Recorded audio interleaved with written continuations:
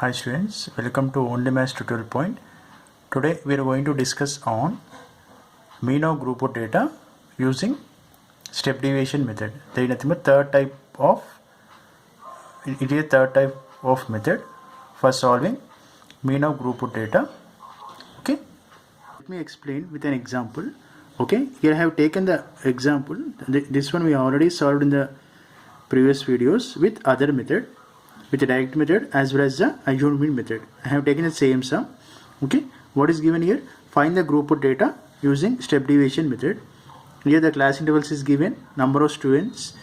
Okay, in the frequency is given. They are asking to find the mean of group of data using step deviation method. Actually, what is the formula to find the step deviation method? This is the formula, students.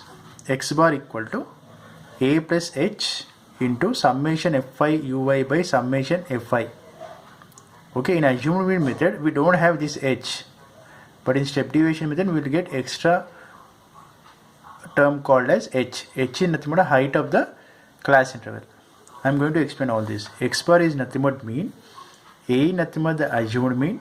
Okay, h is nothing but height of the class interval, where fi is a frequency. Okay, and ui is a deviation or di. ui or di both are same, deviation we call. Okay, let's go with the sum. Okay, in the given data we are having only two columns, right? Class intervals and number of students in the frequency. To solve this sum we need to take four more columns. What are that four more columns? Mid values, di in the deviation or ui. Okay, and one more column ui equal to x minus a by h. Okay, this is the extra column in deviation method, and last column is fi ui. Okay students, so before going to enter the values, take the mid values in separate page and do the calculation part, and the result part you enter in this column. Okay, whatever the calculation part we got here for mid values, enter the values in the third column. Okay, so how can we find the mid values? Lower bound is the sum of lower boundary plus upper boundary by 2. In 35 by 2 we get 17.5. Okay, already we have I have explained this in all the videos, in the previous videos. Okay, next class interval is 25 plus 40. Nothing but lower limit plus upper limit by 2. In nothing but 65 by 2 we get 32.5. Similarly, you do all the calculation part, and whatever the result we got, enter into the third column. Okay, actually these steps are not needed. Why I am telling means for good presentation, that's it. Okay, so sum is not important, the presentation is also very important, students. Okay, so in the next column, so before going to this di column or deviation column, in the previous videos also I have explained that why we have to take a here. So we can take any value as a here, but I have taken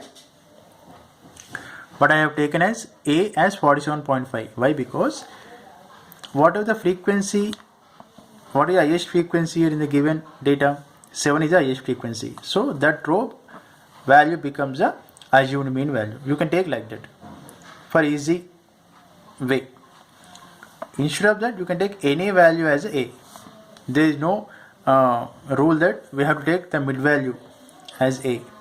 You can take any value as a, and you can solve the sum. You will get the same result. Okay students, then so after taking a value as 47.5, then go to the next column, nothing but solving for finding di values, finding deviation.